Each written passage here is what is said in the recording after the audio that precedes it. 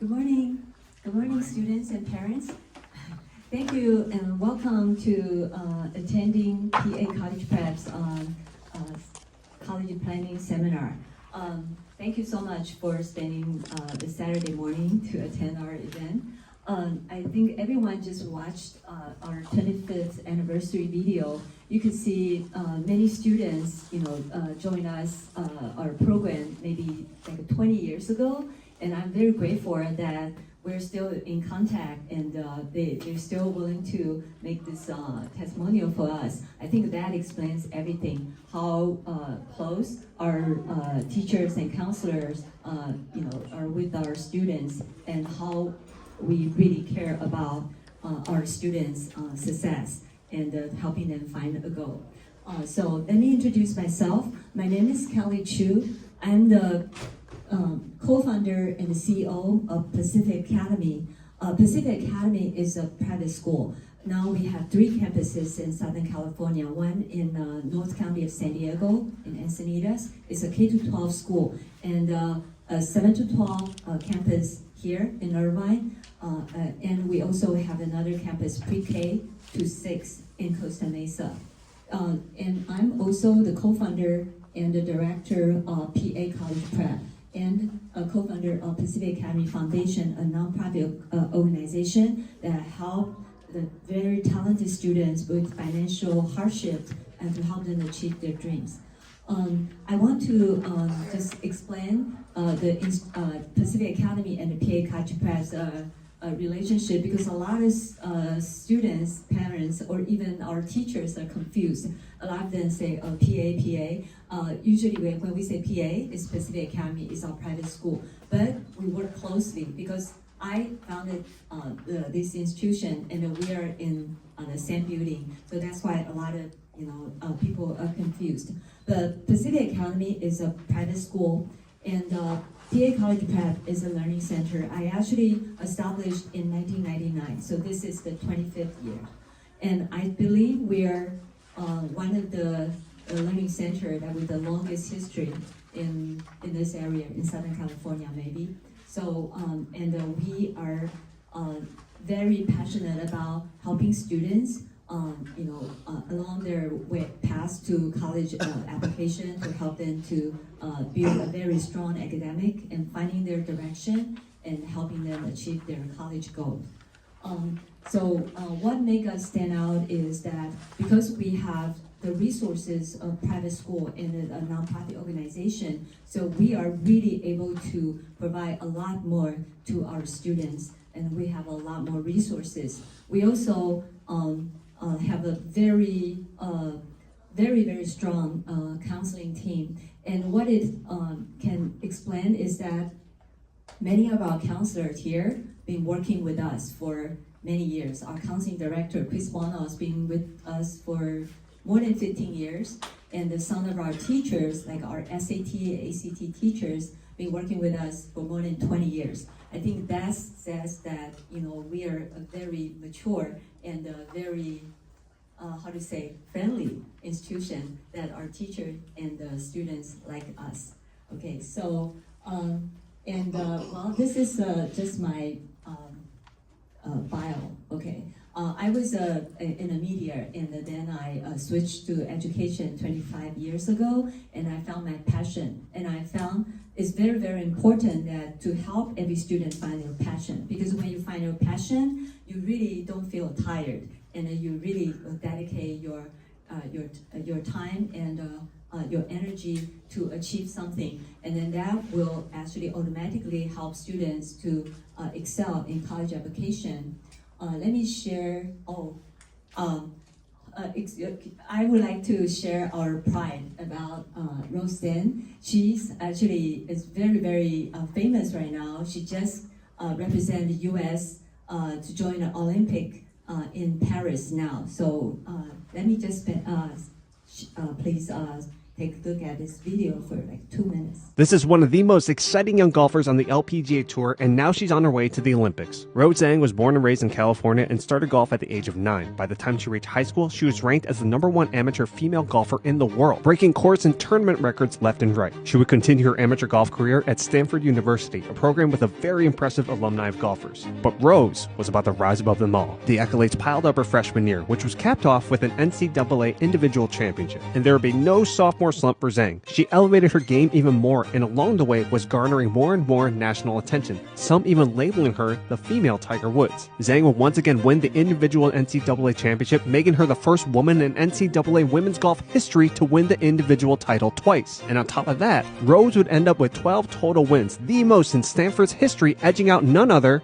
than Tiger Woods. Rose would turn pro in May of 2023 and would win her very first professional tournament, making her the first player to win her LPGA debut since Beverly Hansen in 1951, showing people that her winning ways at Stanford was no fluke. Though Rose has yet to capture a major LPGA title, she remains a must-see for golf fans and someone with limitless potential, and she now has a chance to add an Olympic gold medal to her ever-growing trophy collection. Hello, my name is Rose Zhang, and I've been at PA for 6 years now. It's really surreal to be graduating from PA. I've had so many amazing memories here, especially with everyone being so genuine and so amazing. It's just been a blessing to be in this part of high school. I would like to especially thank Miss Kelly and Mr. Hans for being so supportive of my golf career and academic career. They've been with me on college visits. They've helped me prosper into a better character and a better person. I would like to thank them so much for all they do. And I would also like to thank all my teachers for being so supportive and patient with all my schoolwork and being in the classroom. I know it's very difficult, especially with me traveling outside and missing a lot of school, but you've really been so lenient with time management, and I really pay so much gratefulness to you. Finally, I would like to thank all of the students and all my friends. I've earned friendships that would last a lifetime, and it's really great to see such amazing peers around me who are going to amazing colleges and doing all the things that they can do. So thank you, and it's been a really great ride.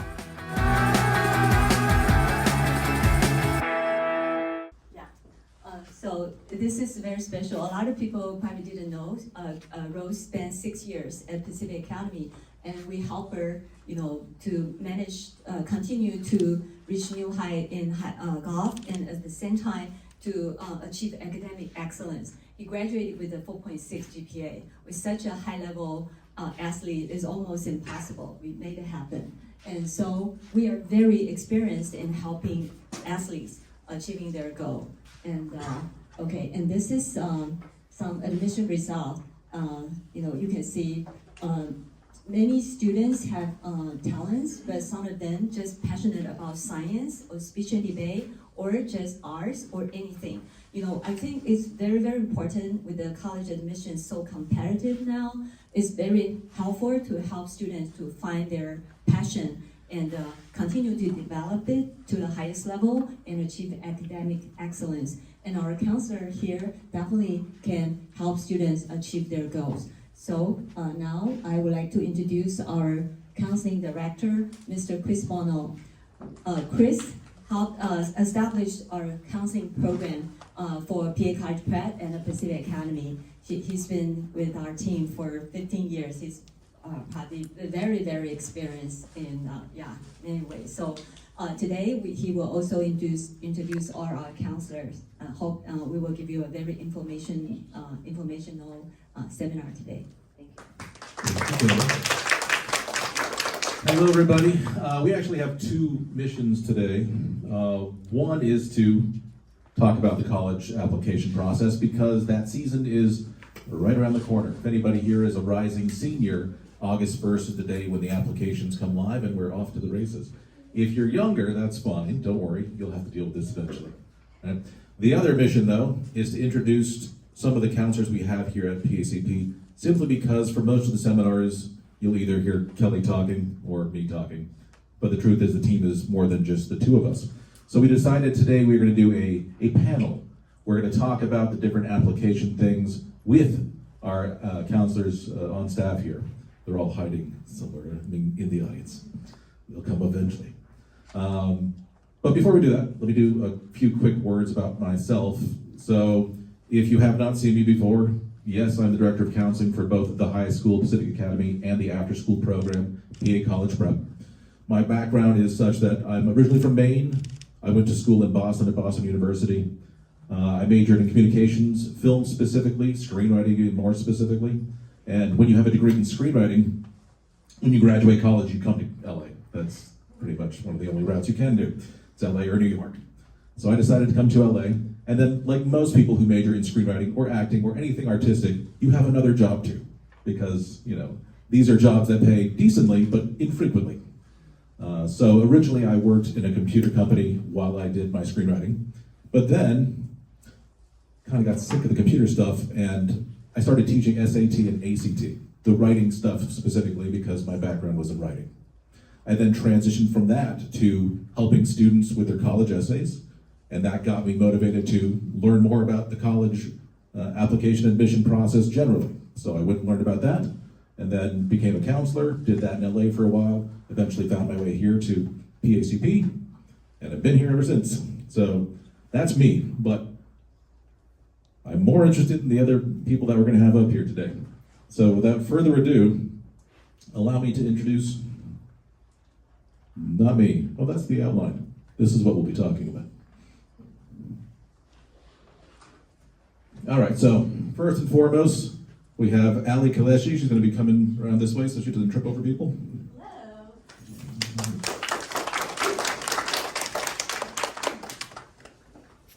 Have a seat. Clear your seat off. This is also the first seminar we've had where I get to sit down. Happy to be here. Hi, everybody. My name is Allie, and I am a college counselor here at PACP, but I'm also an SAT instructor, and I support students with writing compelling and effective personal statements. It's funny because speaking in the microphone, you hear yourself, and it's echoing. I'm from Chicago, Illinois, so if anybody is from the Midwest, whoop, whoop. I came to California for my college education, which was at the University of Southern California. My reason for being here was I wanted to get away from the cold and days of darkness in the winter time. So if any of you are considering East Coast schools, make sure you consider the weather as well. My interest in college counseling and my background actually began as a passion project in high school, and it took me through college as well as outside of college. I've been working with students since 2017, and to date, I have really enjoyed allowing students and helping them to get to where they want to be. That's where I find my passion, and it began with my own college admissions process and realizing that I really enjoyed the application process more so than the outcome of the application process. Outcomes are always positive, but making sure that you find the right place that you want to be is extremely important, and I'm excited to help each one of you do that. Thank you very much. So this is Ali, and next up to bat, Rob Choi. He's hiding back there somewhere. Come on up, Rob.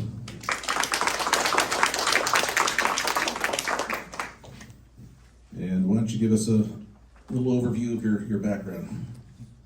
Let's see. Is this on? Yes. Okay. I'm Rob. I'm originally from Southern California.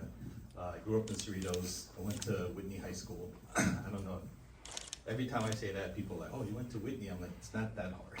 But at the same time, it is pretty competitive, and you get to see what it kind of feels like to be in like a small little bubble where there's only about 165 of you per grade, and it's a public school, but it acts like a private school. And I'd say like if one person got 1 B overall, you'd be dropped from like rank 1 to rank 60 within your 165 class. So it's been competitive, and that's why I kind of chose to go to UC Irvine. I'm more solid at financial stuff too. But I've been doing, let's say, helping people with college essays ever since 1998 when I was still in college.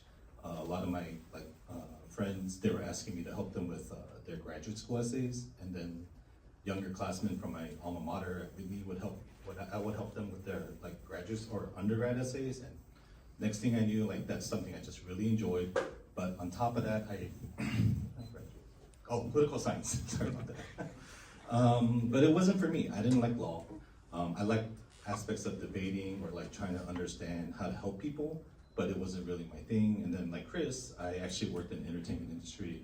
I did talent management, and that also wasn't my thing.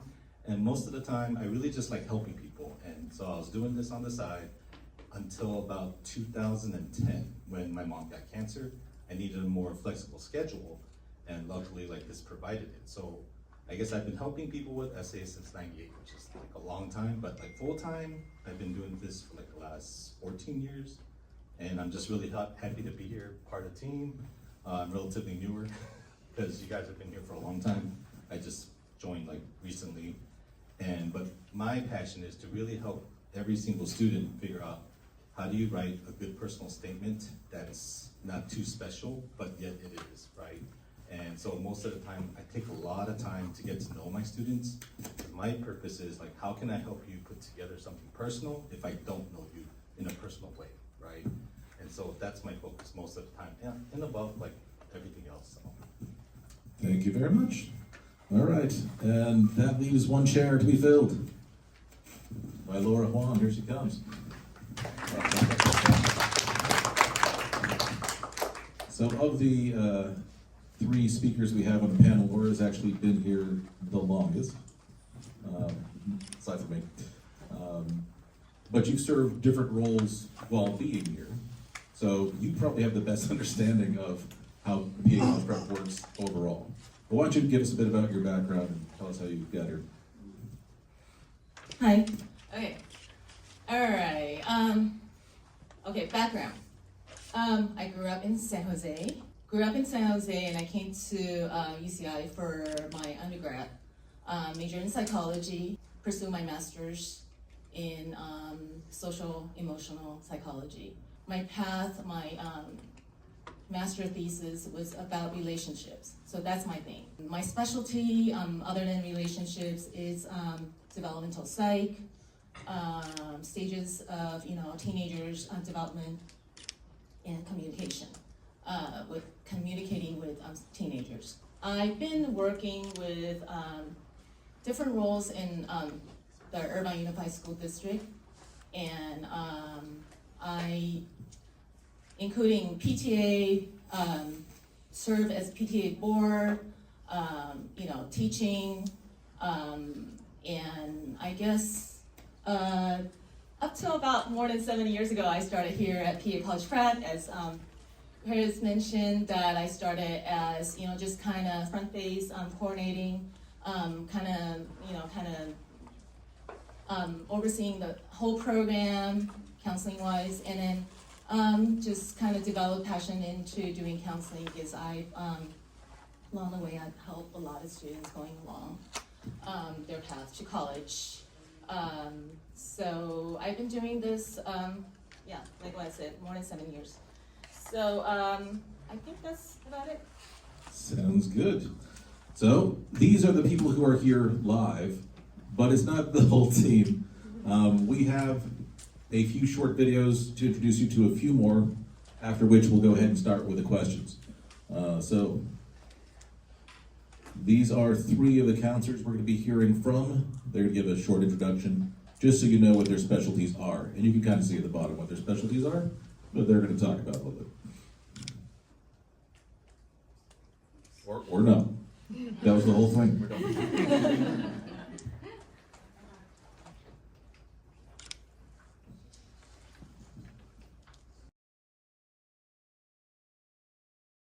Hi everyone, my name is Jack. Sorry I couldn't be there with you today, so you are watching me over a pre-recorded video. The reason why I cannot be there is I will be going to Dallas, Texas with our Pacific Academy Solo Car team to compete in the 2024 Solo Car Challenge. There will be over 35 high schools from all across the country to compete in this event, and Pacific Academy is one of the only 3 high schools from California region to compete. As the team coach, I'm really looking forward to this race, and I hope I will get a really good result this year. So I'm currently a design engineer at Apple. And prior to Apple, I have years of experience in automotive industry, designing EV cars. And prior to that, I was working for a design studio that designs aircraft interiors for Boeing and Airbus. So I have a pretty vast experience in different industries, such as consumer electronics, aerospace, and automotive. I went to school at Carnegie Mellon University in Pennsylvania, and I studied product design engineering for my master's degree. And prior to Carnegie Mellon, I went to Purdue University for a Bachelor of Science in Mechanical Engineering. I was a part-time career coach helping Chinese students find their dream job in the US. So as a student, you might be interested in some sort of STEM or science majors, but how do you know which major is right for you? You might be good at math, maybe you can code in C++, but is computer engineering really the right major for you? Or maybe computer science is. What's the difference, right? And another example is you like arts, but you also like engineering. Is industrial engineering the right major for you, or is industrial design the right major for you? Other than mechanical engineering and electrical engineering, what other engineering majors are there? Maybe you are interested in building houses or skyscrapers. You can look into architectural engineering, civil engineering, or even construction management. Same as aerospace. If you want to build an airplane and working for Boeing in the future, is aeronautical engineering the right major for you? Or if electrical or mechanical engineering will land you a job at Boeing. I'm the STEM counselor at PA.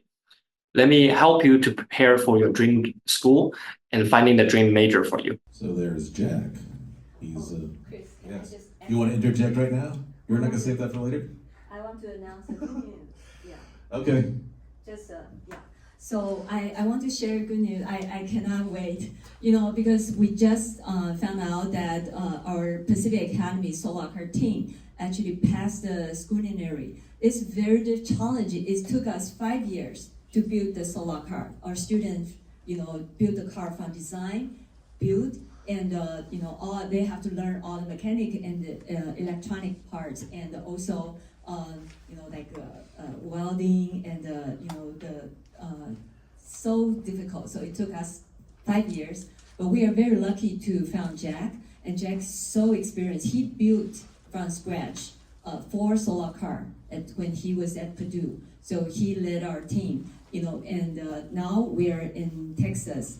There were, when we observed the competition, there were some high school, they went there 5 times, and then they didn't pass the scrutiny, and then had to went back. 1 year, a team from New York, they shipped their solar car to Texas, and they didn't pass the scrutiny, and they have to fly back to New York. And this is the first year we joined the competition, and we passed. And this morning, Texas Daily News actually reported the Pacific Academy Solar Car news. So I'm very excited to share with you. And later on, we will also share with you, Coach Jack actually will have some program for students who are interested in STEM or engineering. Yeah. Thank you. There you go. Congrats to the solar car team. All right, so for those who are leaning towards STEM in their future, you have Counselor Jack. He's not the only one, though. Well, he might be because the thing's not working. All right. Anybody who has had classes at PA College Prep before might recognize this guy because he's been here for nearly 25 years, almost the entire time. He disappeared for a while, went to Taiwan, but he came back. So we're happy to have him. And in addition to his duties teaching, he is also now counseling. So he knows the school systems in Irvine better than anyone. Hi everyone, my name is Ben Chen. I have been tutoring and teaching high school math full-time for over 20 years. At Pacific Academy, I served as the AP Calculus A, B, BC, and AP Statistics teacher. During my time here, a very high percentage of my students, and oftentimes the entire class, achieved the highest score of 5 out of 5 on their AP tests. This level of success was the result of a lot of hard work, dedication, and a genuine passion for teaching mathematics. I work as a tutor and consultant, helping the math department develop assessments, refine the curriculum, and prepare teachers and students for the AP exams. My students would ask me for advice on how to improve their math grades, their SAT or ACT math scores, what classes they should take, what schools or major they should apply to. I thoroughly enjoy discussing these topics with my students. This is when I discover my passion for guiding students, helping them to succeed, and seeing them reach their goals. It is incredibly rewarding to watch students grow and achieve their dreams. There is a common misconception that to major in pre-med, engineering, computer science, mathematics, economics, or related fields at a top university, a student must be a math genius and excel in math competitions. That is simply not the case. Over the years, we at PACP have certainly helped some exceptionally talented students gain admission to top universities. However, the reality is that many students gain admission with a solid foundation in math and a genuine passion for their chosen field. The key is to show colleges how the students can be successful in their field of study and how they will be a great addition to the university community. The counselors here at PACP have the passion, experience, knowledge, and resources to help students stand out, showcase their strength, and navigate the entire college application process. Our goal is to guide each student to highlight their unique abilities and achievements, making them compelling candidates for the schools they aspire to attend. All right, so there's Ben Chen, which leaves one more person to introduce themselves via video, maybe.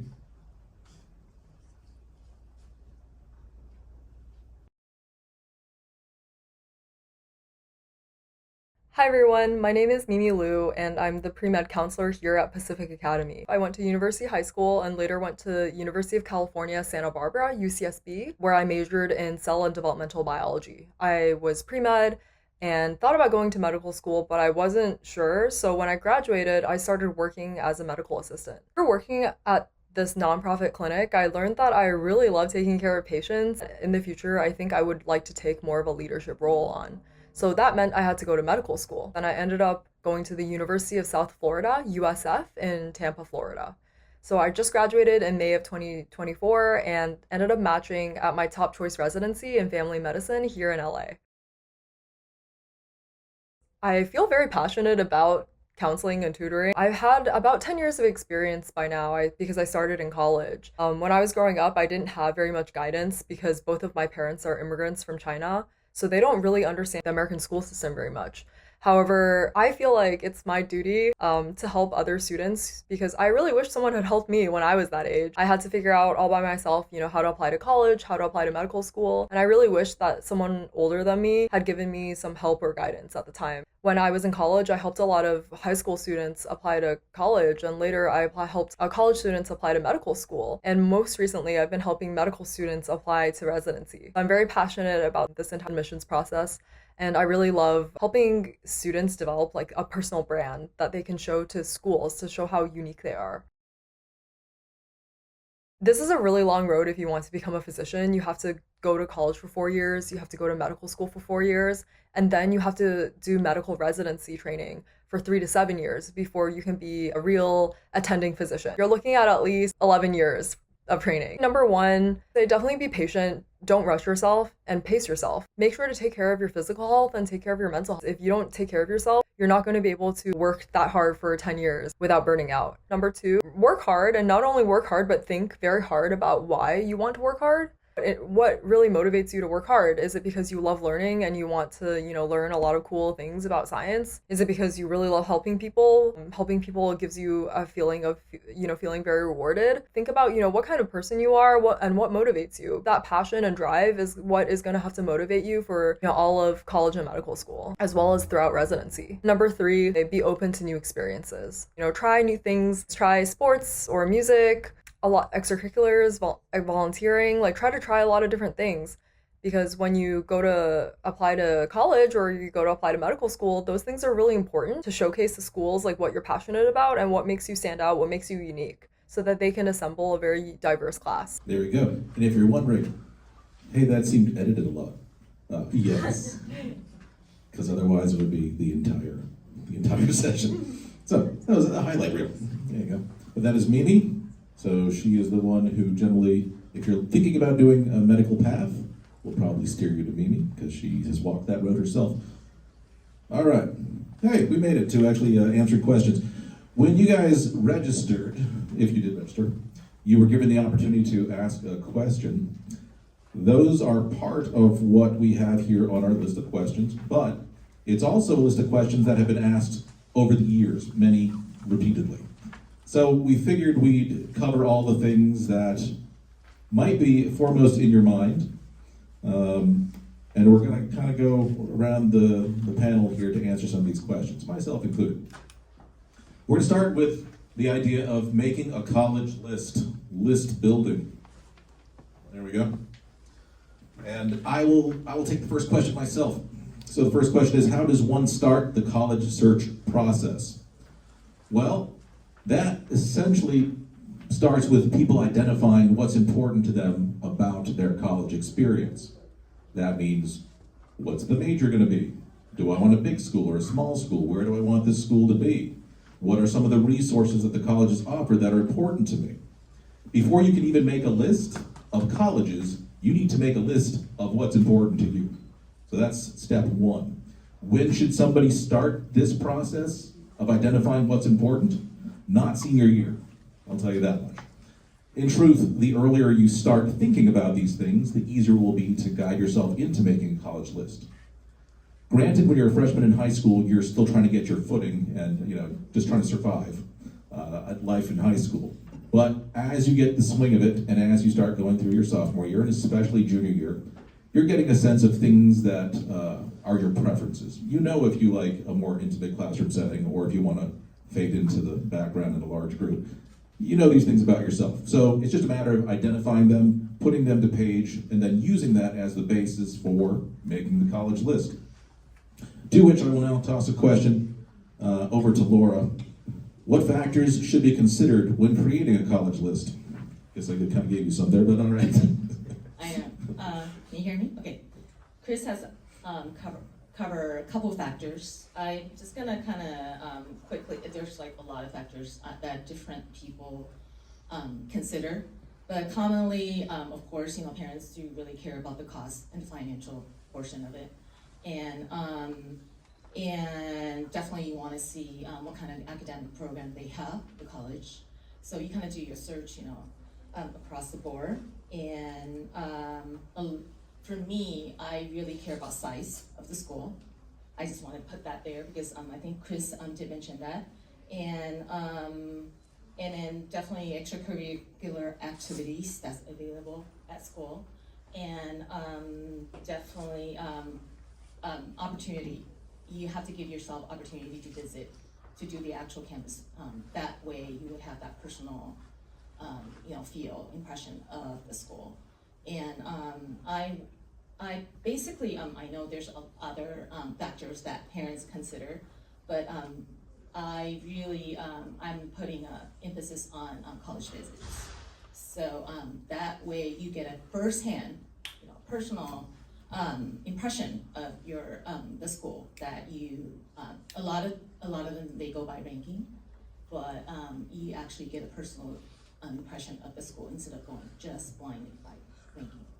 And yeah, definitely, there's a lot more, but those are the important ones that I mentioned. I think that's very important. Those are a lot of the big factors for sure. And the truth is, for everybody, it's a little bit different because what's important to you may not be what's important to somebody else. Again, that's why it's kind of incumbent upon you to look inward and see which factors are going to be important. So let's say now that we've identified what's important to us and we're going to make a college list. There are a few ways to actually make the college list itself. One is to talk to people who make lists all the time. Otherwise, you can go online to like the College Board website and put in those very preferences and have it spit out a list. It'll give you a list of like 200 schools, which might be too many, but then you talk to one of us to help you whittle it down a bit. But that brings up the question, because obviously 200 schools is a crazy number. Allie, how many schools is a reasonable number of colleges to have on the list? Definitely not 900. We Yes. want to have 12 applications at least to submit, but there are different categories on the list. So that would include target, reach, and safety schools, which Laura will talk a little bit more about. But ultimately, you want to have 12 university applications that you are seriously considering and are willing to put the time and effort into. The reason that we stick with 12 as the magic number is there are up to 5 essays that you'll be writing for each university. So that alone would be 60 essays. Students sometimes start with 30 colleges on their list, and we always say you are more than welcome to, but keep in mind that this is a very short application cycle, and you want each application to really speak to the universities that you are submitting them to. And what we do is we make sure that the colleges on that list are a best fit for you based on your interests, your personality, as well as your statistics and your numbers. Okay, so you mentioned reach, match, and safety. Laura, can you tell us what those are? Okay, so if you guys are wondering what reach schools are, they're we call it the dream schools in our category. And overall, we do compare students' profile and academic credentials, and then GPA and stuff, and then see where you're at. But on a typical scale, let's say we're really outstanding students, we're looking at the school of the college acceptance rate. They're probably less than 20% acceptance on average. Then we can just kind of call them the reach schools, and we have a lot of those top ranking schools that has really low acceptance rate. And then for the match school, we call it the target school that you mentioned. Those are pretty much, we can say, highly likable, for the student to make it to the school. And the acceptance rate, the average acceptance rates of those schools, we like to kind of range it from maybe 20 to 50%, admitted student, of the previous admitted students. And then the last category would be the safety school. And those schools are high probable that the students will be accepted. And a lot of them, they call it the backup. It's not really a backup because it's not a guarantee that your students will make it to those schools. So, and usually I like to do approximate a percentage. It will be the students that, the applicants that apply to the colleges, about more than 50% that they accept the acceptance rate. So that, that's a kind of easily stated. Okay. So we have our list now. We have our reach, match, and safeties. We've tried to divide the list in a way that we do have the reaches. You can't win the lottery if you don't buy a ticket, right? So we do have some reaches. We do have a good chunk of matches, and we have at least a couple safeties just to make sure you're going to a college. But how do I know if those colleges are academically a good fit for me? Well, that's a matter of looking into programs specifically at the colleges. You have to be able to identify, if possible, not just what you want to study in college, but what you hope to do for the career or additional education that follows. If you're able to do that, well, then you can be very fine-tuned on which college, which academic program at that college you can choose. If you are kind of I don't know what I want to do, and let's be honest, that's most people, then you at least want to go to a university that has many solid academic programs, so that during freshman year, when you do your sampler platter of possibilities, you know that you'll be at an institution that can take you all the way to graduation in a program that's solid.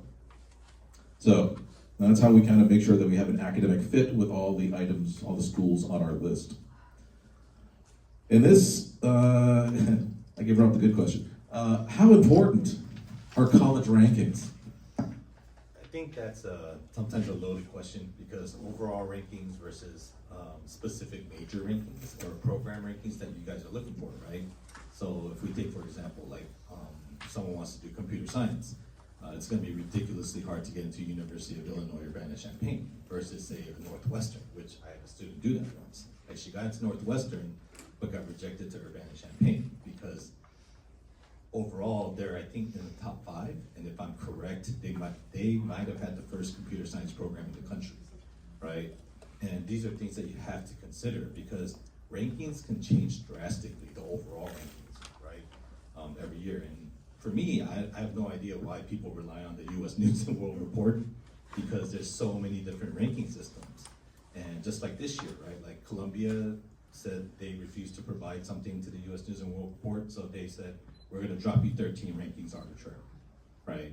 Or I'm pretty sure you'd all be surprised that the 60th ranked school in the country has a 90% acceptance rate, which is UC Merced, right? So it just depends, right, on what fits, like what your needs are.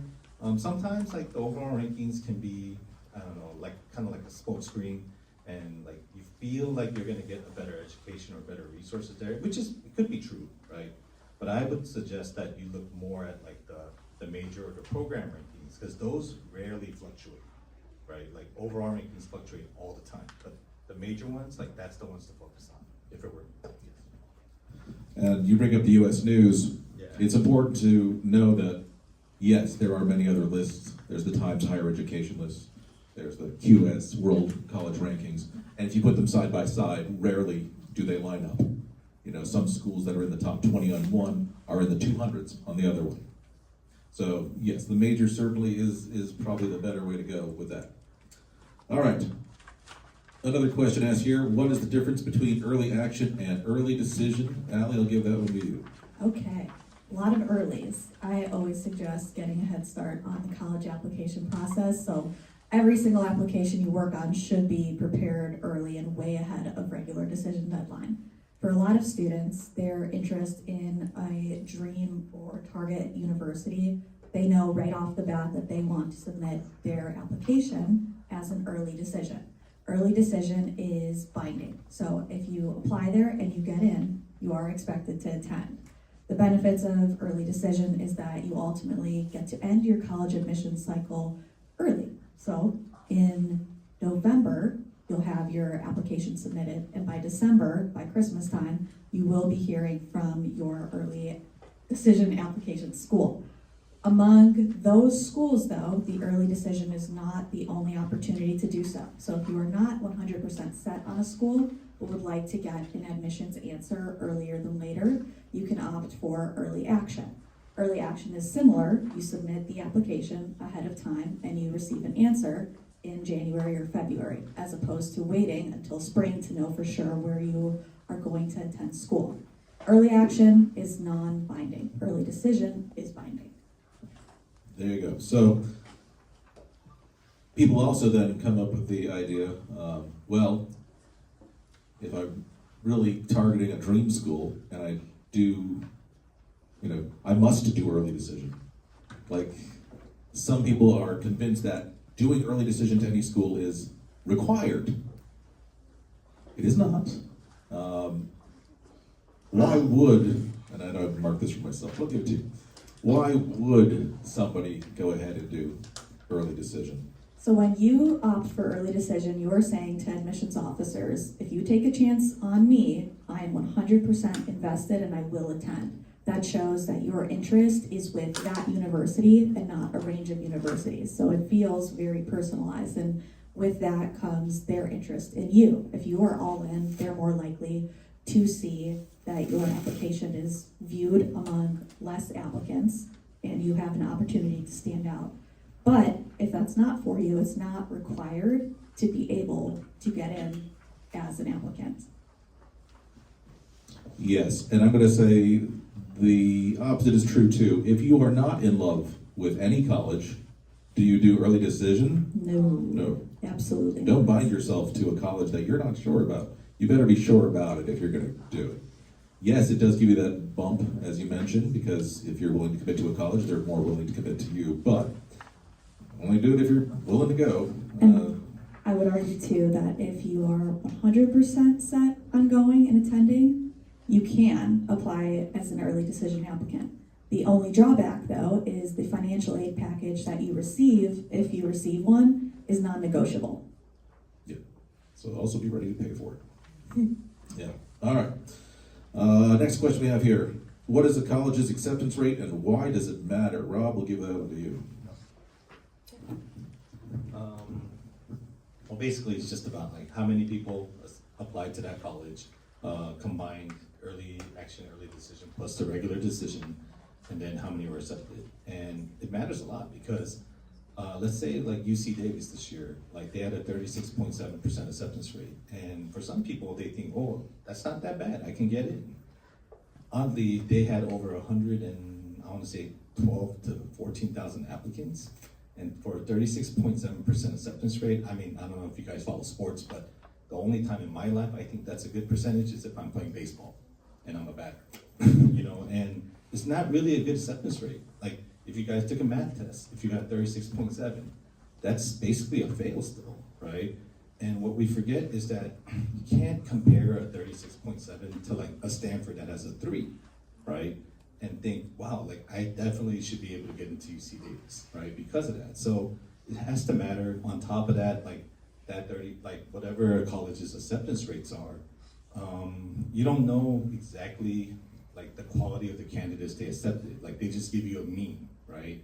So there could have been a lot of excellent candidates. There could have been a lot of like maybe not excellent, but somehow they did get in because of other factors in their application.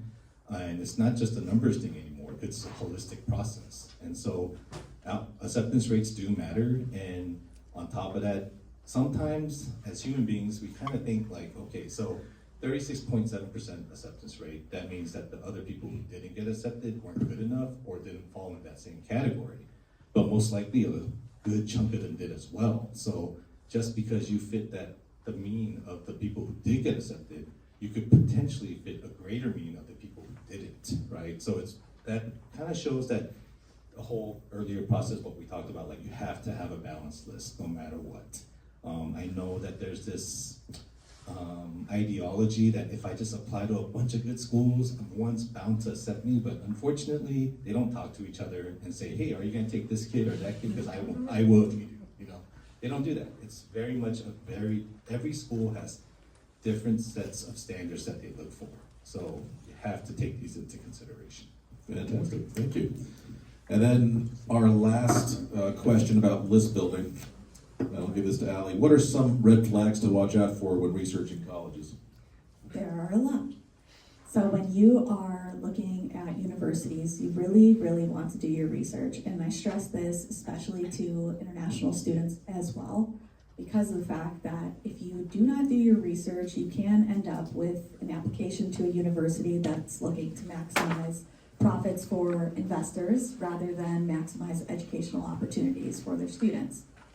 Red flags for universities, number one, absolute number one for me, is checking and making sure that they are accredited universities. You want the degree to be transferable and also valuable when you leave. You don't want to leave school with a ton of student loans and a degree that means absolutely nothing in the eyes of an employer. The way to know this is by doing clear and decisive research, not only on what the school can offer you, but also where those students go after they graduate. So what are their employment rates? What are their employment placement rates? Where are those applicants and graduates working? And also, what is the completion rates to earn your degree? So if there are a ton of students that do not end up leaving with a diploma, you want to look into why. Why is that? Are there not enough academic opportunities there? Are there not enough specialized resources? Are they an institution that can prepare me for my future career? And I would also argue, last point is aggressive recruiting tactics. So if you are constantly being harassed by a admissions officer that really wants you to commit, that is a very red flag. Yes. If the college is in a mall, that's also a red flag. You also kind of want to check the financial solvency of an institution too. Just because in recent years, a lot of colleges have folded. So knowing that you'll be able to spend your 4 years there and actually get a degree is part of that mix too. Awesome. All right, so moving from list building, if you have questions about this, we're going to have an open Q&A at the end for the questions we don't get to. But let's talk about the apps themselves. Now, the three most used apps that we work with students on are the Common App, the UC app, and Cal State Apply, which is the Cal State University application. So the Common App is this app we use for pretty much all major private universities and publics from other states when students are applying to them. It has one central part, a tab that says Common App, and that will have all the data that will be shared by every university that you apply to. It's basic stuff, name, address, phone number, where you go to high school, what your grades are, what your activities are, and it's also where the essays are going to be located too. We're going to talk about essays in a bit later. So that information you do once, and it goes to every school that you add on the Common App, and you can assign where it goes. So that's our Common App. Anybody who's doing Ivies or whatever, going to be doing the Common App. There is another app I did not put on here that is for multiple schools, and that's the Coalition app. I didn't include it because it popped up a few years ago as an attempt by the universities to not pay licensing fees to the Common App. Nobody really went for it. It still exists. I avoid it when possible, and I think the other counselors do too, because all those colleges are also on the Common App, so we just use the Common App. The UC app will be coming live, just like the Common App, on August 1st. The UC app is what we use, obviously, to apply to the UCs, the 9 undergraduate campuses of the UCs. So when you do the application, you check which campuses you want to apply to. You fill in all that same information, the contacts and activities, and yes, they do have personal statements too. We'll get to those in a bit. And then the same information is sent to every UC campus that you have selected. So you can't really specialize for this to be for UCLA. No, it's one for everybody. And they also have not really updated this app in more than a decade, which means that in the place where you put the essays, you can't do much in terms of formatting. It's just a block of text. You can kind of separate paragraphs with a space in between, but that's the extent of it. The last application that most of our students use is Cal State Apply. That is for the Cal State campuses. It is probably our favorite because there's no essays. You can go front to end on a Cal State app in about 20 minutes. And once you fill it in once, you can essentially direct which campuses you want it to go to. The information you enter once, you just this one, this one, this one. And then you, of course, have to pay for every separate campus you apply to. But it is the lowest barrier to getting an app done. There's a sense of satisfaction in doing the Cal State app because you're like, I got those done. Unlike the other guys whose essays become 90% of the process of working on the apps themselves. So, I answered half the questions already, just like that. What are the key components of a strong application, Rob? Oh, I caught you off guard. There's a lot of variables now. I think before, when we all applied to college, it's basically just strong GPA, test scores, some leadership and activities, and then maybe a serviceable essay. Now it's such a holistic process because private schools are getting over 100,000 applicants. The Ivies are getting almost 60 to 65. A school like Northeastern got 100,000 applicants this year. They had a 6% acceptance rate.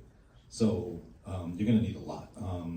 But basically, after you're filling out all that stuff, you wanna make sure you have a strong personal statement that speaks to you as a person and not it's like a cover letter for your activities, right? A lot of times I see that because it's the easiest way to write a personal statement is let's just write a cover letter version of all my activities so that the colleges can see what I've been doing. But your personal statement needs to talk about something that's you can't find anywhere else in your application at all. And it has to speak to who you are as a person and the core of your foundation and why you are who you are today, right?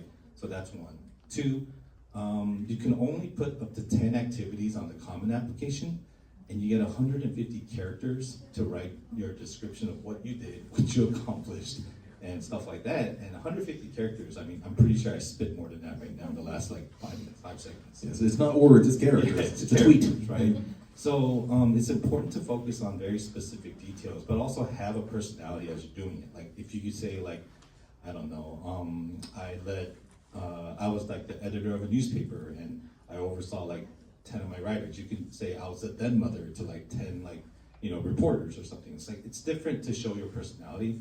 And on top of that, read the fine print of what the application says, because it says list these activities in the order of importance to you.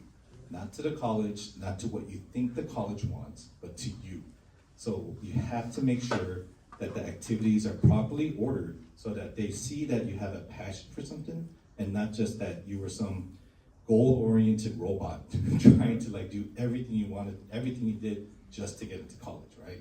On top of that, there's the teacher recs that we're probably gonna get into a little later, the counselor recommendation, awards and honors, but also there's a part where it says additional information and you get 650 words to write more stuff.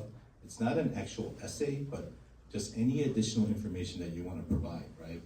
And so there really is a space for everything that you've done over the past 4 years of your high school career.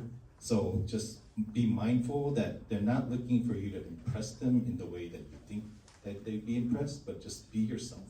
And that's what we help you with. Fantastic. On that same vein then, Allie, what role do extracurriculars play in college applications?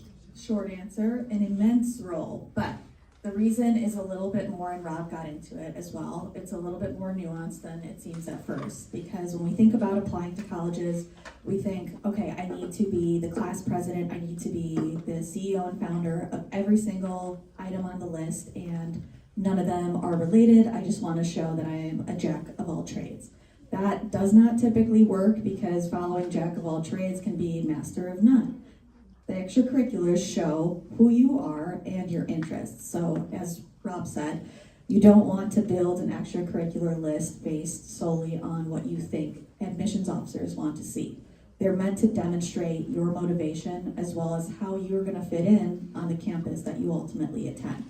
So your extracurricular activities provide you foundational and team building skills that you're going to need not only in college, but in your career. For students with specialized interests, extracurriculars give you the opportunity to really try and explore potential educational opportunities that you want to receive as a university student. I would argue very much so that the activities list is just as important as your personal statement, because of the fact that a lot of students make the mistake of thinking that the Common App essay is the only part of their writing process that they really need to hone.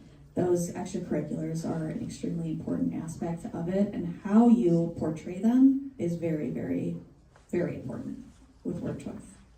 Thank you very much. So I mentioned earlier there was the Common App tab on the Common App website, which had all the shared information that the colleges have. But I keep hearing about application supplements.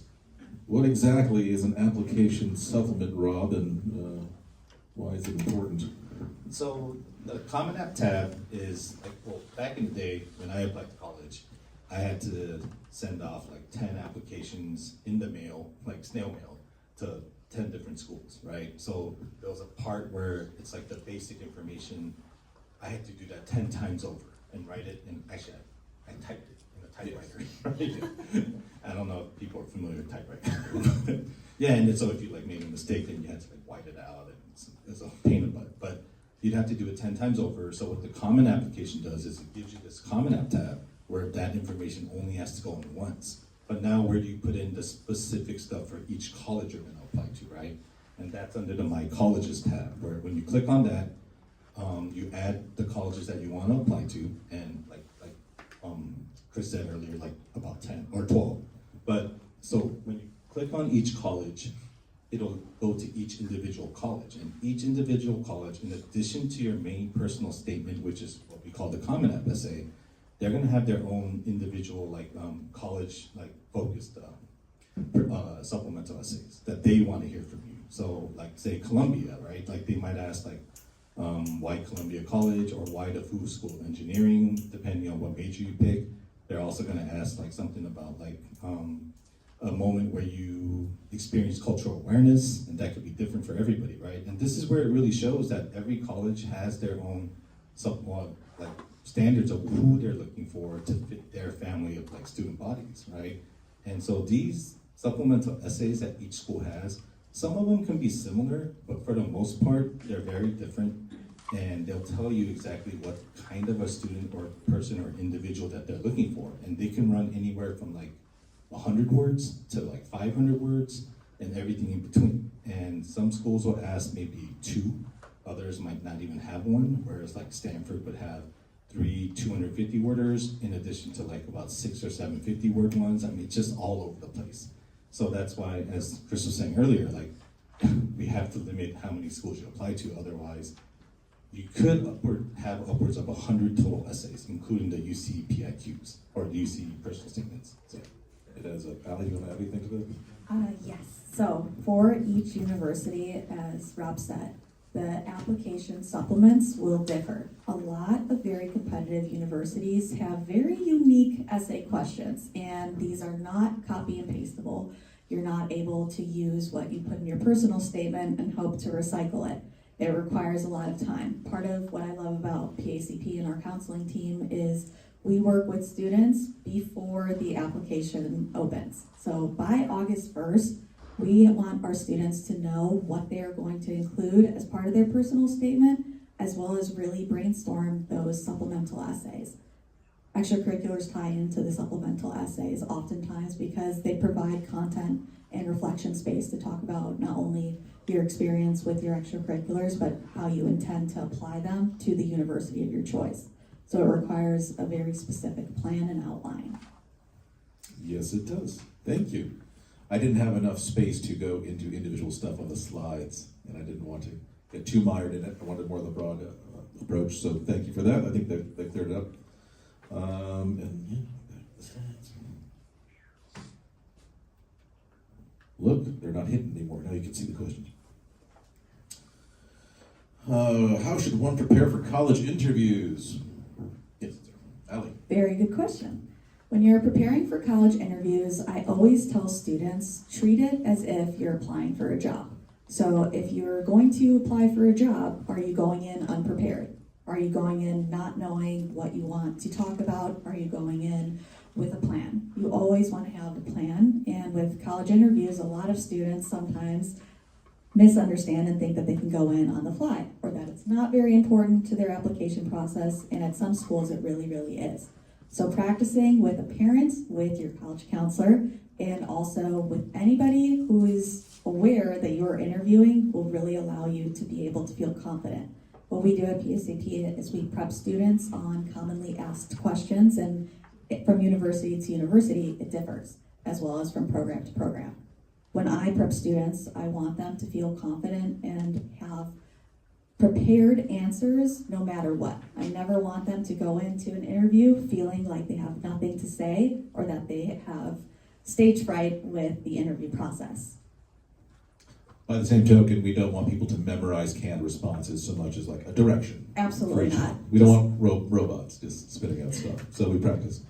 Just here's a general direction to talk and go that way with it. Rob, and this, I don't know if you have to go or not, but I can stay. you can stay a bit longer? Okay, good. I should point out it's Rob's birthday, by the way. So on the count of 3. Happy birthday, don't sit. I'm just kidding. Take forever, get too many questions. But your birthday gift is me asking this question. How should one approach letters of recommendation? All right, so you want your junior year teachers to be your letters of recommendation because they've had you most recently, right before like the college admissions process begins. Shouldn't be the senior year teachers because they barely know you. I mean, I don't know what they could say about you. And on top of that, most private schools will want 2. And usually they're gonna ask for 1 math or science and 1 English or history or humanities and social sciences. And that's important. Even if you're gonna do like a STEM major, they still want 1 and 1 because, in my opinion at least, even if like, let's say you wanna do engineering, like how you resonated with your, let's say, English teacher, even if you hated English, right? and they can write you an excellent recommendation, that just goes to show that you're a consistent student and individual regardless of what academic class you're in. So during the beginning of your junior year, what I usually like to do is constantly remind my students, like, you gotta develop a good rapport with at least all 4 of your teachers, and then start narrowing it down towards December and January, and then from there, and then we'll go from there. Yes. And what you'll see in the Common App is there's always a required number of recommenders and an optional number of recommenders. It's generally my belief that the word optional means mandatory when it comes to the college application process. So that can mean you might need 4 or sometimes even 5 recommenders. So, limit your responses to 1 sentence now. Go. How can an applicant stand out in a crowded pool, Laura? Okay, very simple. I know they all mention a lot, besides being outstanding academically, I think I would recommend a student who go into the field that they're gonna pursue in depth. So it's not just, I have all the good grades, I do all the summer programs, I do everything. It needs to be your field specific and in depth. So I just want to put that, so making it short. Thank you. And I'm going to skip a few of these too, get to ones that were more commonly asked. What if the applicant is undecided about their major? Rob, is that a dead sentence if a student doesn't know what they want to major in? No, not at all, actually, because I don't know about you guys, but most people I know change their majors multiple times once they got to college. It's just important that if you are undecided about your major, then at least have a passion for something and spend a lot of time in something, so that way we can at least put, because some schools will ask, why do you want to study what you want to study? It's going to be difficult to answer that if you put undecided. So we'll have to have something for the first choice major, and then you can put undecided for the second choice major, which most schools will ask you to do. You can put a primary and a second. So no, it's not that sentence at all. Okay. And I'll add to that only about 1 in 4 people end college with the major they put on the application when they first apply to that college. So it's expected that you're going to do a sampler and figure out what you're really into along the way.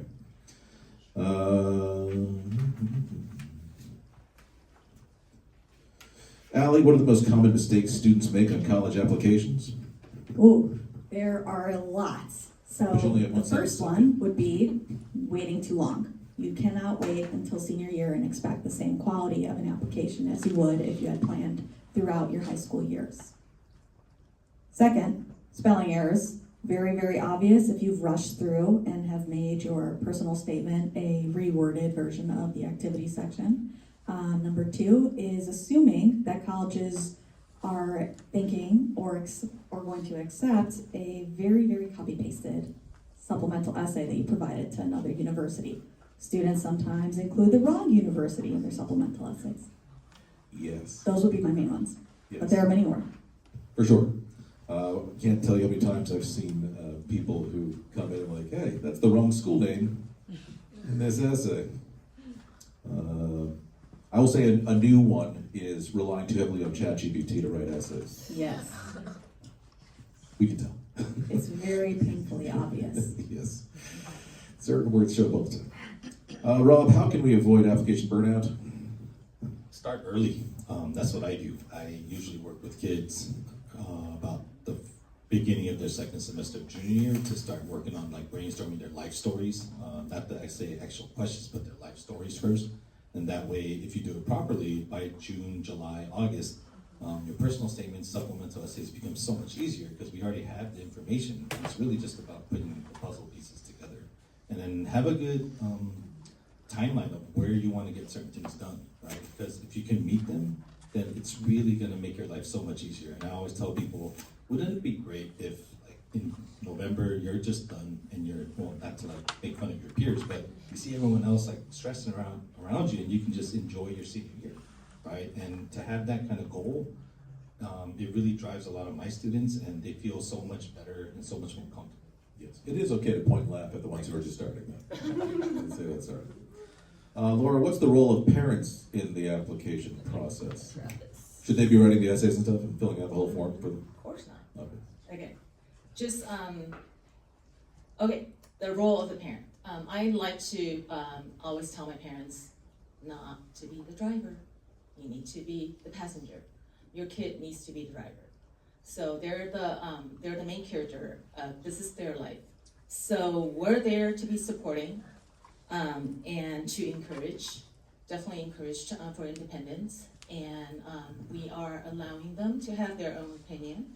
And earlier I didn't mention, I am a certified behavior therapist. So I really recommend that you have to kind of like let go at this point. I mean, during high school years, because you need to train your kids to be independent, to be ready for college, instead of keep on hogging the driving the steering wheel, and then say maybe they'll just kind of do well. So just wanted to put that out there. Yes. I'll add, there is one role the parents should take the lead on, and that is money. So, for the most part, it's typically better if the parents are the lead for financial aid, not for scholarships, but for financial aid. So FAFSA and the CSS profile, those are two things that the parents can fill in, because it involves your tax forms anyway. You don't want your kids. Yep. All right, now we're gonna have to really crunch through these things. Wow. Essays. Allie, sum up in a sentence the answer to all these questions. In one sentence, if you are going to write a compelling personal statement or a compelling YX university statement, you need to understand first and foremost, the draft is not going to get written in one sitting, in one session. Nobody's essay ever does. They require multiple revisions. For my students, I have them complete at least 11 editing rounds. So you're not writing a completely new essay, but you are editing it to perfection. When you're writing a compelling personal statement, you want to prioritize 1 to 2 stories that are related, that tell the colleges something about you that's unique and shows your potential and promise to succeed at not only a college level, but at a career level and beyond. There are a lot of different aspects that go into writing essays, but if I were to say the main difference between personal statements and YX university statements is why your specific university, it needs to be far more compelling than a copy-pasted version of the university's welcome page. It has to apply to you and include personal insight about who you are as an applicant, not just what you want them to see and think of you. So with the essay, the main essay, it's telling the admissions officers, what have you done and who have you grown into, as well as who do you want to become at the university. Thank you. Rob, do you want to add anything to that? I always hear that there's a lot of topics you should avoid, like the 5 Ds or 4 Ds. Divorce, depression, what else is there? I forgot death, and some other drugs or whatever. Dismemberment. Yeah. And that certain things are so cliche, but everything is a cliche. There's nothing new anymore. They've heard everything, and you can write about whatever you want as long as you personalize it. Like if I talked about my experience with my difficulty with the English language, that'd be pretty cliche. Or I could tell you about how I had my arch nemesis were the letters R and L because I couldn't pronounce it, right? And how I defeated them or whatever. But it just depends. So nothing is really off the table except for just don't be offensive, right? You have no idea who's on the other end reading these essays. You just want to make sure that you ask us, at least, when you're writing on certain topics, like, do you feel like this would offend somebody, right? And that's the most important thing to avoid. Sounds good. We will take some questions from you guys, don't worry. Just trying to get through these. One last area before we move on, and that's going to be standardized tests. And only going to make sure we hit it because there's been a lot of changes to SAT and ACT since COVID. Everything's always in flux. So, how important are SAT and ACT now? As of right now, as college admissions continues to change for students that are rising juniors and seniors, assume that you will have to take the SAT and or the ACT to ensure that you have enough colleges to apply to. During COVID, test optional, and as well as before COVID, test optional was becoming more popular where students could apply with or without a standardized test score. The most recent data shows that if you have a competitive test score at a test optional school, you absolutely should submit it, because it will not only help your chances of admission, but it will allow you to be eligible for different merit scholarships that you might not be eligible for without your score. Thank you. That summarized it very nicely. If you are gunning for some of those top schools, it is required to take the SAT or ACT nowadays. So if you know you have a school on your list, Georgetown or whatever, that requires it, you got to take it. You want to be in the running for it. I'm going to ask one last question, which is not about standardized tests. It's one counselor-specific question for each of you. Try to one-sentence it. What do you consider your greatest counseling success story? Allie, I'll start with you. I would consider my greatest counseling success story, well, quick intermission again. My greatest counseling success story would be working with a student, Maya. She did not want to attend college at all. She had a wonderful track record with her high school applications, but in her grades, but she just did not have a path that she could find or could visualize herself in college. My greatest success with her was really creating a compelling application that not only allowed her to get into 4 different Ivy League schools, but she also attended school in the United Kingdom on a pre-law track. And at the very start of our time together, she came to me with zero vision for a college plan, and she ultimately ended with not only a plan for college, but multiple acceptances to East Coast universities, as well as a plan for what she wants to do. Currently, she is in her 3rd year of school at the University of Cambridge in the United Kingdom, and she's very much excited to go to law school and come to the United States as well. Awesome. That's, I guess he said functional. Rob, you know, if that might work. That's tough. I had a girl who, by the traditional metrics, like she was unimpressive, I guess, like most people would think, in terms of her activities. She didn't do much. And then on top of that, like her GPA was competitive, but her weighted GPA wasn't that competitive. And then she actually had to submit the SAT because it was at a time when they still had to. And I think she had equivalent, it was about a 1440. And so she wanted to give up, but I told her, I was like, why not just try, right? It doesn't hurt, right? Like, and if you don't want to go to college, it's fine, like, but you can at least give it a try. And we wrote an essay together about her hair. That was her main comment at essay, yeah, because she used to dye her hair a lot. And so ultimately, now I have no idea how she got into these schools, but she got into, let's see, Amherst, Pomona College, Wellesley, Columbia, UCLA, USC, Berkeley, NYU, Vanderbilt, Emory, Carnegie Mellon, and Cornell. So, like, I'm not saying this happens to everybody, but like, you gotta take a chance. All right, same question, Laura. I think how I consider success is a student who comes, who doesn't know how to advocate for themselves. They don't know what's in front of them. They don't even know how the process goes. They're just, the teenage awkwardness.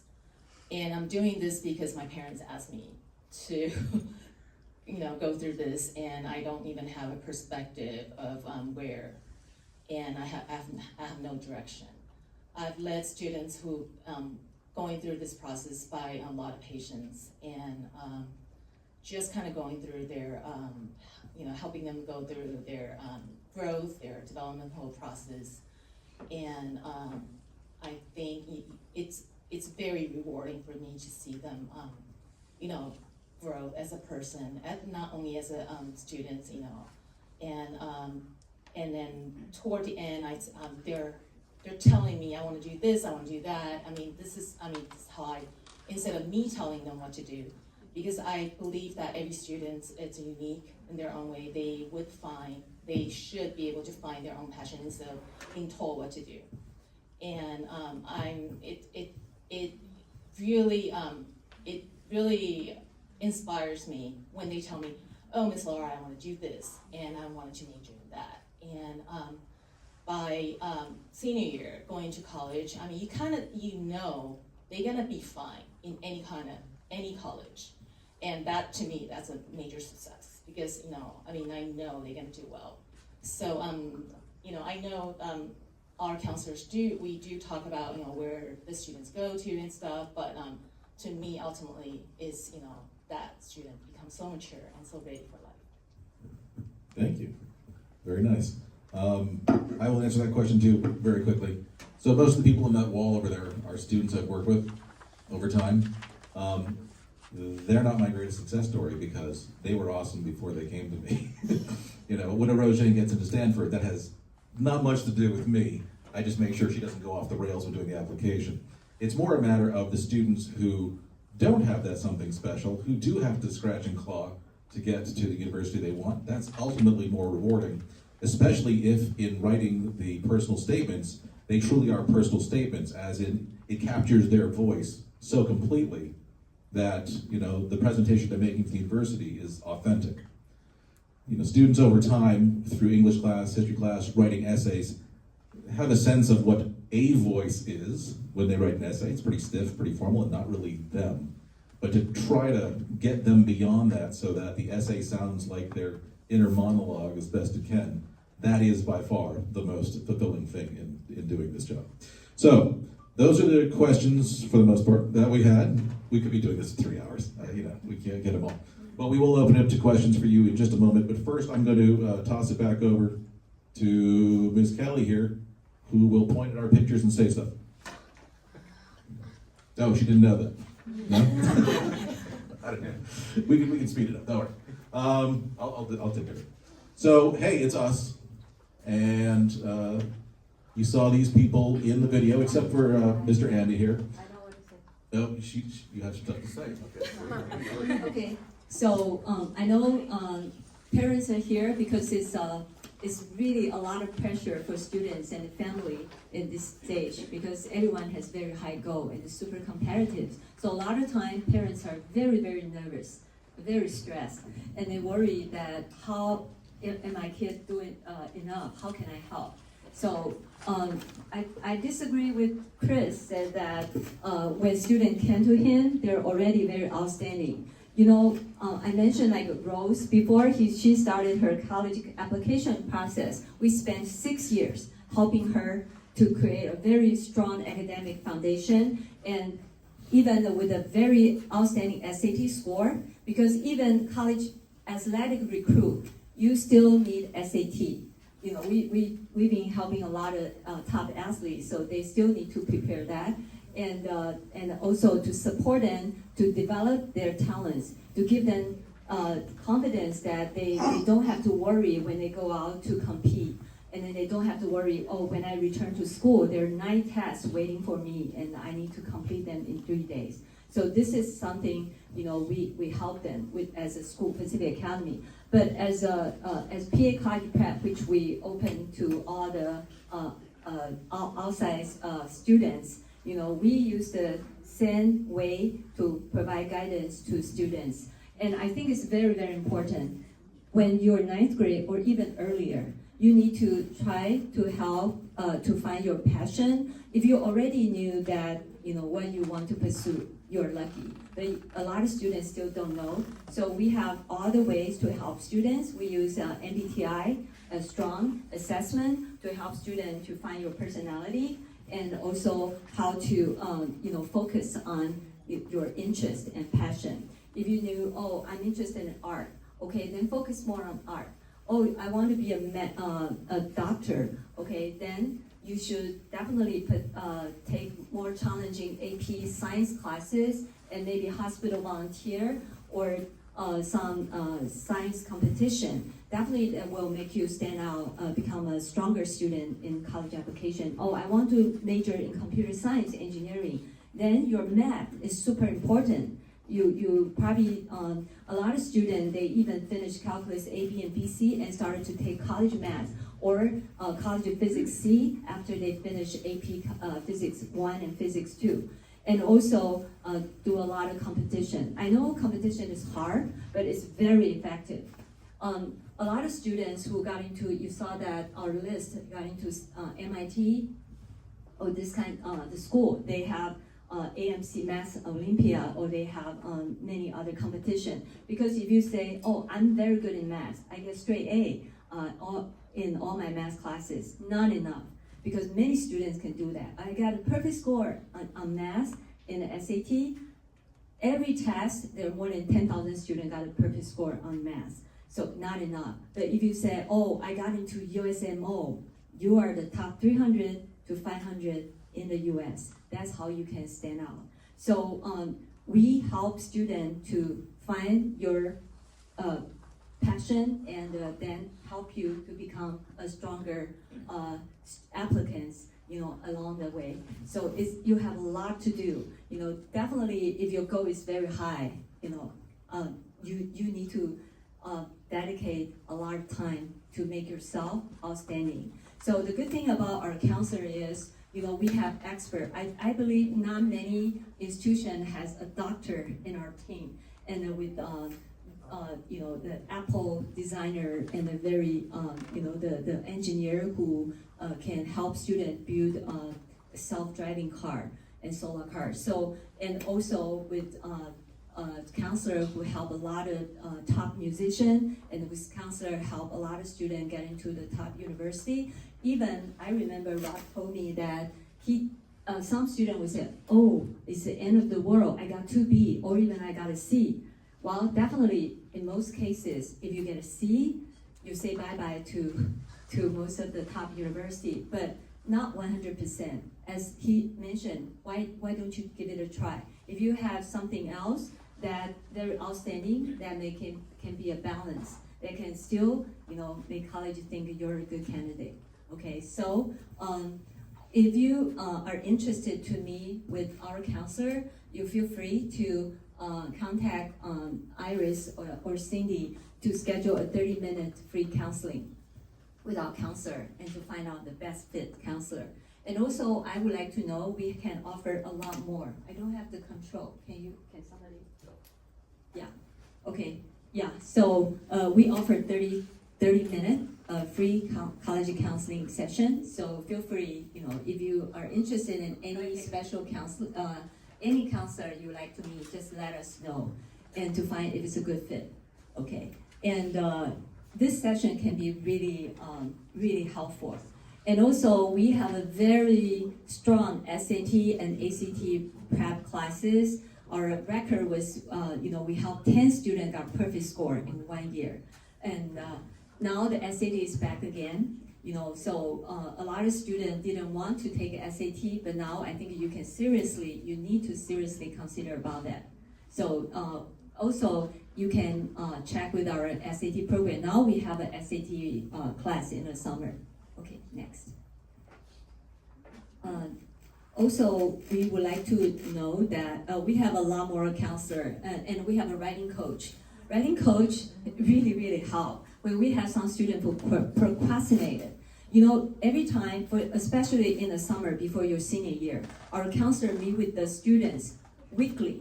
So we want to make sure that the students do their work. Or if we say, oh, you need to finish your draft for the UC in our next meeting, and the student can say, oh, I'm so busy, I had a project or something, and then you're not making progress, and then the counselor cannot help you. So we have some cases that the student procrastinated so badly, so we have to pull them out, and then we have our writing coach sit with them to help them to develop their essay. So, teenagers sometimes need some push. So, and our writing coaches are really good. One student I still remember, he need to finish 7 essays before the college deadline. That was it's very stressful. So, and then our writing coach sat down with him for 4 hours to finish all the 7 essays. Okay, so we want to upcoming for webinar. Oh, go-kart. Also, I would like to know, share with you, this is something, especially if your student is interested in STEM major. This is a rare opportunity because we are sharing our Pacific Academy resources with the outside students. So let's just have some update about our solar car challenging. It's happening now. Our team is in Dallas now.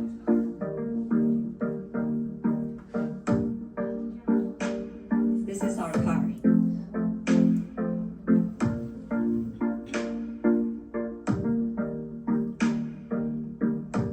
"35 teams from all over the country joined this.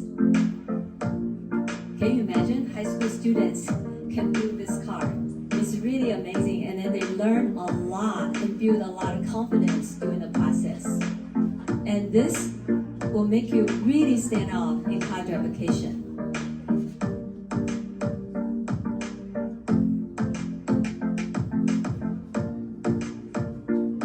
This is our team. This is our president and the VP. This is what we found out. We passed the scrutiny, and then we're going to join the competition tomorrow. It's a 3-day competition. You have to drive 6 hours per day. Every 2 hours you change drivers, and then they calculate the speed and the mileage. So it's really exciting. This is a Dallas News reported our team. Yeah. How it can help you? Okay, I mentioned that it took us 5 years to build this car. We learned with errors and error mistakes, and we learned a lot of experience. And but everyone who joined our solar car team eventually got into really good colleges. I still remember, like last year, half of our team members wanted to apply for college, and many of them go is Harvey Mudd. Harvey Mudd is a small, they call it like a small MIT or something in the West Coast. So Harvey Mudd is a very small school. They only accepted 210 students, around 210 students each year. So it's really hard to get in. In 2017, one of our students got into Stanford, but got rejected by Harvey Mudd. That's how hard it is. So we actually invited Harvey Mudd VP to our school and to meet with our students. And so the VP came, and then he said before he came, he asked the Dean of the Engineering Department, which activities you think is the most helpful you, or you rank on the top when you look at students' application. And then that Dean answered, number 1, rocketry club. The number 2, solar club. And this, not all the school has this kind of clubs, because it's really time consuming. A lot of students need to spend a lot of time, outside of school, like after school or even on the weekends to work on this. But the students really learn a lot from joining this kind of club. So now we are actually giving the opportunity, because solar car team, I think we are the only one solar car team in, if not Southern California, in this area for sure, because there are only 3 teams in California join the competition. So now our coach Jack, now we have a go-kart camp. 2 weeks, we're gonna build 2 go-karts.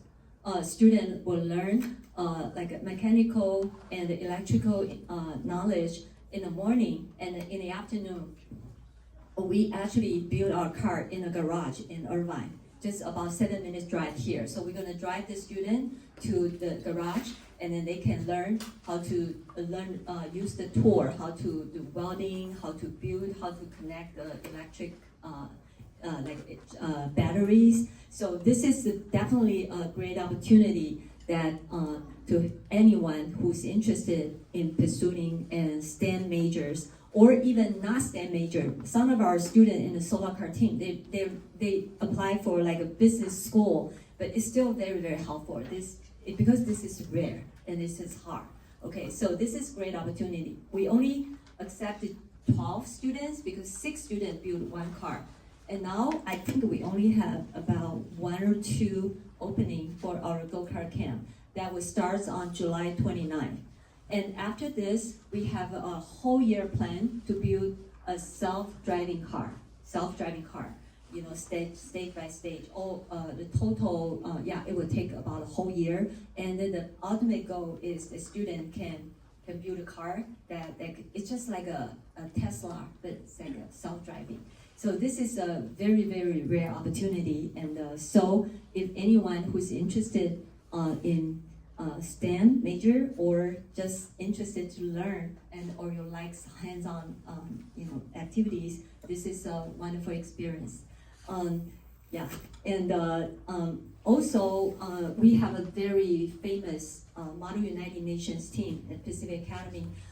This is our school team, so we don't really open to the public, but we actually help one student who studying MUN in our partner school, and we kind of took him to New York three times in 3 consecutive years, and to join the world's most competitive NHS MUN. There's about 7,000 people attended this conference, and we actually were number 2 team, and we got number 3 once and number 2 3 times.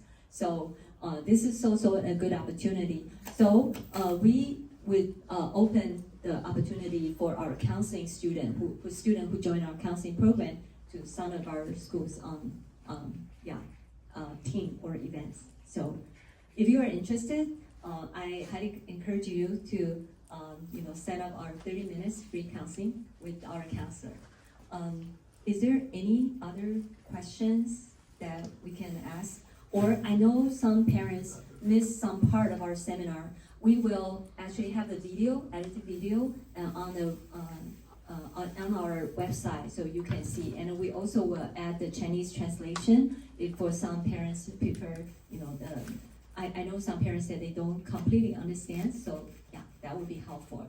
And many of our counselors are bilingual, so if you need to ask questions in Chinese, no problem. I will also stay to answer your question. Yes, I can't answer your questions in Chinese. In Chinese. But in maybe French, yes. French I can probably do. So we're gonna have a Q&A session. If anybody here wants to ask a question, this isn't working. Feel free to raise your hand and go ahead and ask a question. If you want to ask a question but don't want to broadcast everybody in the room, then you can just come approach us individually after. So first we'll ask, does anybody have a question they want to throw out generally? Yes. My question is that how can a student choose SAT or ACT to be the test? I'm happy to take away this question. So the SAT and the ACT have important differences. The SAT has an evidence-based reading and writing section, 2 modules, and there's also the second section, which is the math. For math on the SAT, it is a little bit simpler than the ACT math. A lot of people really enjoy the SAT because there are a ton of materials for the paper pencil version. It's a bit different now with the digital. There are less practice tests, but with the ACT, you also have a ton of opportunities to take a diagnostic.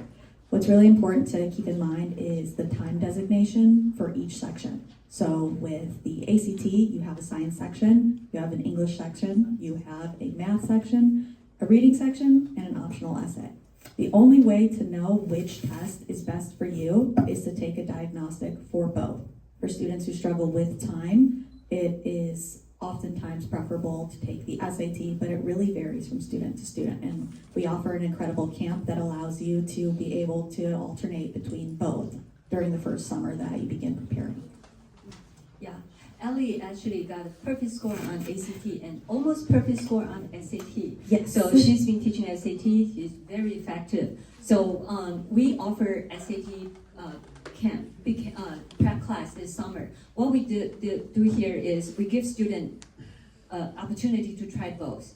The first week SAT, the second week ACT, then SAT, then ACT. And then we help students to analyze their scores and decide which one they can get a higher score. It's interesting, some students do very well on SAT and some students just do a lot better on ACT. So everyone is different. So we offer free SAT and ACT diagnosis if you need it. And also now the SAT is already on the computer. Yeah, taking the test on the computer. It's actually, our teachers think it's harder than the paper-based test. And the ACT is still not yet on the computer, but soon, I believe. I believe so. Yeah, so this will also be something that you want to take consideration. You know, some students probably, if you feel more comfortable to work on the paper base, then you probably need to take ACT. But yeah, so if you need we also offer one-on-one SAT or ACT tutoring, because SAT class is very time consuming. You need to take a practice test, and then you need to have classes. So in the summer, we have Monday through Friday, you know, every morning, about 4 hours, right? 4 hours or 3.5 hours every day. Yeah, but some students don't have the time. Then what we do is, okay, we can do private tutoring or small group session. Then you can just take the test before the tutoring, and then we will have analysis ready, and then the teacher will go over and to help you to fill your gap in the foundation. Yeah. Yes. Could you explain the balanced scorecard of 12? The list of colleges? Yeah. Yeah. So are you explaining that of the 12, 4 are in the reach, 4 in the... Yeah. There's a few circumstances that might make me adjust the ratios on the list. For example, if a student is designated by their school as an ELC, eligibility in local context, which means they're one of the top 10, essentially, 9%, they're kind of guaranteed a UC. So knowing they're guaranteed, I might do a little more in the reach area because they're covered. But by and large, I like to see it be like 4.62 or 5.52 reach match safety. For students whose overall GPA is not that strong, I'll put a little more in the safety, just to be sure. But by and large, the amount of risk you're able to take depends on the things you know for sure you're going to get. So somebody who has a high GPA, if they're okay having a safety that is significantly, their GPA is significantly above the average for that school, we don't have to have as many safeties. We can go a little deeper into match and reach. Yeah. We also consider the UCs being essentially one school that has reach, match, and safety built into it, depending on which campuses you select. So if a student is willing to check kind of one from the more competitive, LA, Berkeley, San Diego, and then something from the midsection, even those are getting hard though, the Irvine, Davis, Santa Barbara, but is also willing to have a Riverside, Santa Cruz, or Merced in there, well, you're probably covered, So if a student is totally happy going to one of the less competitive UCs, all right, that gives us a little flexibility to choose more reach stuff that we might not otherwise. So it's kind of case by case, but 12 still seems to be the magic number. You do more than 12, yeah, you don't have time to fill in the applications properly. It probably means you didn't take much care in making the list in the first place. You're just kind of take the shotgun approach and hope to have as many as possible. If you do fewer than 12, you run the risk of not having something you're actually into being on the list of choices come next April when you have to make a decision once you get your acceptances. So over time, we've settled on that number as being like the magic one. Some students come to us, with 50 or 60 schools that they want to apply to, and we're like, we'll help you with 12, and good luck with the rest, because, and we'll prioritize those 12 that we all agree on. And sometimes you can reuse essays, but not when it's 50 or 60 schools. That's a lot of material. So it's really a quick question. Yep. For the magic 12 number. Yep. The UC come to one school? That's one school, yeah. Oh, they are, okay. Yeah, because it's the same 4 essays, the exact same application. It is truly just a checkbox for every campus you want to send to. That's it. So we consider that one. So we typically, with our students, because our package is for 12 schools, it becomes the UCs, and for a lot of people, the Cal States, also one application, and then 10 others, right? And we know between the UCs and the Cal States, we're pretty sure they're going to get into college, but we want to use those other 10 to take some chances and find some other options out there. Because Cal State don't really require essays. So if you want to do a Cal State application on your own, then you can have 11 plus UC. So that's still usually enough for students because there's a lot of essays to write. Yeah, so it's for students who want to apply for more. And some colleges, they don't use Common App. For example, like Georgetown, And MIT. You know, if you apply for that college, you probably just have to write 5 essays for that one school. So a lot of essays. Yeah. Yeah. There aren't too many schools that are not on the Common App anymore, but the ones that are not seem to still be popular. So yeah, the MIT Georgetown app are things we visit frequently. Yeah. Other questions?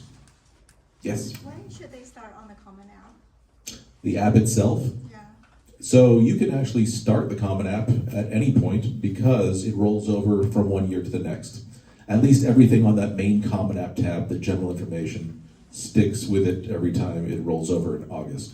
The things that don't roll over are the college-specific stuff in the supplements. When I have students who come to me as freshmen or sophomores, I actually have them start an account right off the top and start filling stuff in, if for no other reason than for them to take inventory of the value of the things they're doing already. Because when filling in the activity section or the academic section, it puts it all in one place where it's hard to not see what you're working with. So the sooner somebody starts, the better off they are. So I've seen some people start in 8th grade. That might be a touch too early, but it's also something that is a living document. You can keep refining it as you go along. Nothing ever locks until you do your first submission. And even then, it's not really locked. You can keep changing it for every school you submit to. So I always have students do that. If a student goes to a public school in Irvine, I usually have them fill in the Naviance resume because it's a free resource that kind of bunches everything together very nicely. If they're not doing that, we have lots of resume templates, which are also going to help them organize everything they're doing from year to year so that by the time they do apply, it's kind of ready to go. Just a little bit more tweaking and they're off to the races. So. The UC app doesn't do that. Every August it starts over. You can't do the UC app until then. Yeah. Can I have a question about if I started earlier for like a freshman? Yep. What kind of counseling you will provide it along all this way? Yep. So from grades 9 through the first semester of junior year, we meet with students monthly. Every session essentially deals with the 3 big areas that we want to move them forward on. Academics, which is we always check the portals and make sure that they're still doing well academically. The extracurriculars, to make sure that they are engaged, following through, spending as much time and energy as they can afford for the activities they're doing. And then we always talk about development generally, which is are you moving toward a goal? Every month has activities that are kind of inward looking and help to plan, help to organize.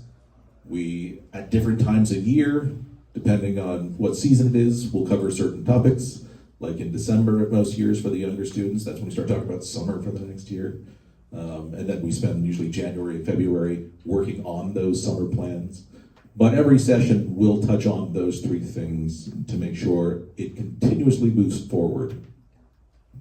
Are you gonna give any guidance on like what kind of extracurriculum or Absolutely. even volunteering opportunities with the students need to pursue, as Yes. best towards the Yes. goal? Okay.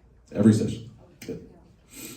And also our counseling team work as a team. Even though you have your counselor, but still, we actually have a weekly meeting to go over every student's development. And also, you also can say, oh, I would like to schedule an appointment. If for example, if your counselor is some parent would say, oh, I would like to have a meeting with Chris or me, to go over some questions or to get a second opinion on the college list. We can always do, as a teamwork. And also for our college essay, we also do review essays, with each other. So we make sure everyone gets the best outcome. Really, I have this. I'm curious when they come here because I know the Pacific Academy. Actually, they are actually a school, but you are their counseling team that provided the counseling to the public, right? Yes. So yeah, I know it's complicated. Yeah, I actually explained in the very beginning. Oh, I Probably missed you that. missed that part. Yeah, okay, because I'm the co-founder of Pacific Academy, CEO, and also I founded PA College Prep. So we are in the same building. So we actually share some resources. Pacific Academy has our own counselor. We do have college guidance counselor that only help PA students. Yeah, and Chris, who been working with me for more than 15 years, he developed all the counseling program. We use the same philosophy to help Pacific Academy student and PA College Prep. So you heard that Roseanne, our student, who also he helped the student with the college application. Yeah, but Chris also is in charge of our PA College Prep counseling team. Actually, the school. So outside, both the high school outside and the of- after school. Yeah, program. so yeah, Okay. but of course his time is limited, so that's why we work as a team. Yeah, Chris usually work with junior and seniors, but a lot of students sign up when they're freshmen or sophomore year. So so you would definitely work with our other counselor, and also and I think the student and the counselor has to be a good fit. The student need to feel comfortable with the counselor. So sometimes, so that's why we offer like a 30-minute free counseling meeting, and then we also, based on the student's interest in a major and also the personality, we also suggest, which counselor probably work best with the student. Any other questions? Yes, sir. When I'm doing my college research, what resources are there that I can go to, like beyond the base level, like the average GPA or the size of the school, or like what are the resources that I can find deeper information on that? So the ones I usually guide students to beyond like the College Board, that's the numbers one.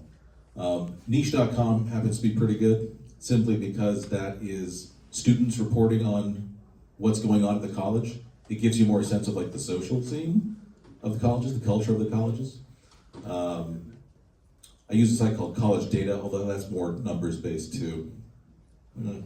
What site you using? I would also argue, along with those resources, that if you are specifically compiling a list, you have to really research the universities. So a lot of students will take the names and they'll say, okay, I'm going to apply to USC, I'm going to apply to Harvard, I'm going to apply to Stanford. And I ask them, have you looked at their website? What specific program about the school is it that attracts you to the university? A lot of times students want to rush through and skip that process, and it shows if you're not really carefully thinking about why that school applies to you. So in addition to the resources that Chris provided, which is what I would have said as well, I would really, really stress that if you have a school in mind, that you make sure that you are looking at their website past the welcome page. Or even visit the college. Yeah, because- visiting is Yeah, ultimately you're gonna the real- live there for 4 years, right? So you have to really feel comfortable with the environment and the city. If you really like this city, and then you go to like a college in the middle of nowhere, yeah. So it's a very different life, yeah. So I Talk to freshmen and sophomore. Oh, current that would be students, helpful and too. You can always find them there. Yeah, so our counselor definitely are very helpful. There are more than 4,000 colleges in the U.S. So don't just look at the ranking. Every college is unique, and I believe every college fit your. There must be some college that really fit your needs, and also there are some colleges that really have very good value. For sometimes student with a lower GPA, they will feel, I don't think I'll get into any college, but that's not true. For example, I remember I talked to some of our previous graduates, and some parents told me, wow, San Jose State is really, really good value because it's Cal State, it's easier to get in, but it's in the middle of Silicon Valley, and they are very wealthy because I think that many corporations just make donations, and that they have a lot of job opportunities. So one of our students got into computer science in the San Jose State. His GPA was lower than 3, so he couldn't apply for NUC, but he got into San Jose State, and then he got a part-time job at Zoom, okay? And then when the COVID happened, Zoom really expanded, And he already got a full-time offer before he graduated, and his salary was is already over 100,000. So don't just stick to the ranking, the name. Really look at your majors and then the opportunity, the colleges that can offer you. That answered the question. Any question? There's a lot of stuff there. Okay. Okay, yeah. So I hope you feel this seminar is helpful, in your college planning. Okay, so I hope to have the opportunity for you to meet with our counselors and get to know more. Yeah. If you have any more questions, we will still be here for a while to answer your questions. And we'll still use the microphones to answer, even if you come up individually. Thank you.